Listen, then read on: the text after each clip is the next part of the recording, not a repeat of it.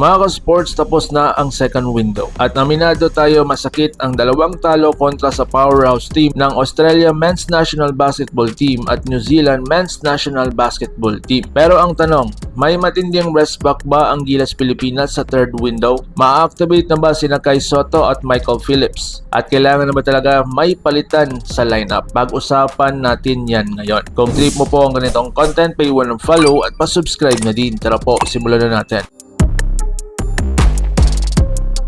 Mga ka-sports, sa second window recap real talk muna tayo. Unahin natin ang katotohanan. Sa laro kontra New Zealand, lumaban tayo dikitan competitive. Pero sa Australia, in-outplayed po tayo. Mas mabilis ang ikot ng bola nila, mas disiplinadong spacing, mas efficient ang kanilang shooting. Ang pinakamasakit ang kanilang 3-point shooting. Since 2024, paulit-ulit na issue ng Gilas ang 3-point percent. Madalas nasa 20 to 29% range lang. At dito nagkakaroon ng hot takes ang fans at ilang basketball personalities tulad ni Noli Iyala na nagsabing may ilang PBA players na baka hindi na dapat mapasama sa susunod daw na lineup. Pero malinaw din na hindi basta-basta mapapalitan si Tim Cone. May kontrata siya hanggang World Cup cycle. At tandaan natin, hindi po solusyon ang bash. Suporta pa rin dapat. So ngayon mga sports, ang real issue, shooter versus elite shooter. May shooters po tayo, pero may elite shooter ba? Iba ang shooter sa elite shooter. Yung elite shooter, kahit bantayan mo, kahit patakpan ang muka, papasok ang tira. Ganyan noon sina Jimmy Alapag, Jason Castro, Terence Romeo.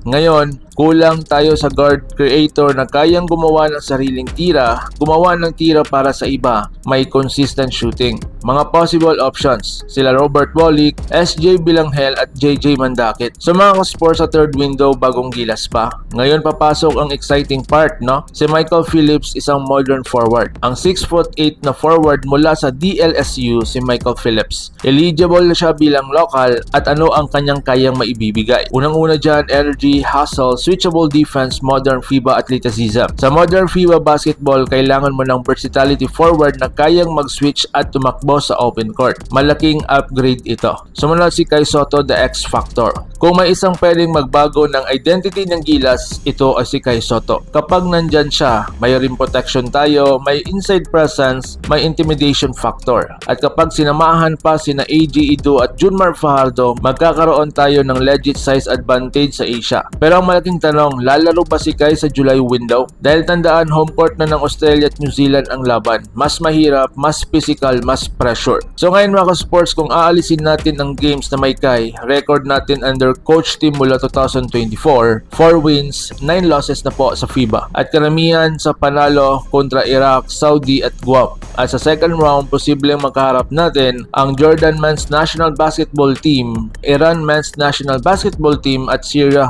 Men's National Basketball Team. Hindi po ito biro. So ngayon mga sports, palit player ba or palit coach? Maraming fans ang gusto ng overhaul. Pero realistic ba? Coach team is staying, kaya ang mas practical, adjust the system, magdagdag ng modern pieces, ayusin ang guard rotation, improve shooting efficiency. Ang defense, okay tayo. Offense, kailangan pa ng evolution. So ngayon mga sports, hindi ako eksperto. Ito ay opinion lamang. Pero isang bagay ang sigurado, support natin ang Gilas, criticize with respect, at sa third window, malay natin baka ito na ang simula ng bagong identity ng Gilas Pilipinas. Kung nandyan si Kai, kung activated si Phillips, kung may adjustment sa guards, pwede. At sana makaganti tayo.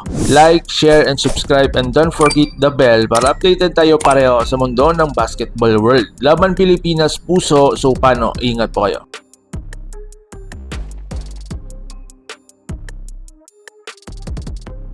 Mga ka-sports, kung hilig ninyong bumili ng mga Gilas jersey, Gilas accessories at mga gamit na pang basketball habang nanonood po kayo sa aking mga videos, kindly check this basket on this lower part ng ating video at magpa-pop up yung ating mga items sa gilid. Mga legit po yung mga items dyan, and see to it po na makabili po kayo ahead of time kasi meron po yung mga discounts and mga promos depende po sa seller.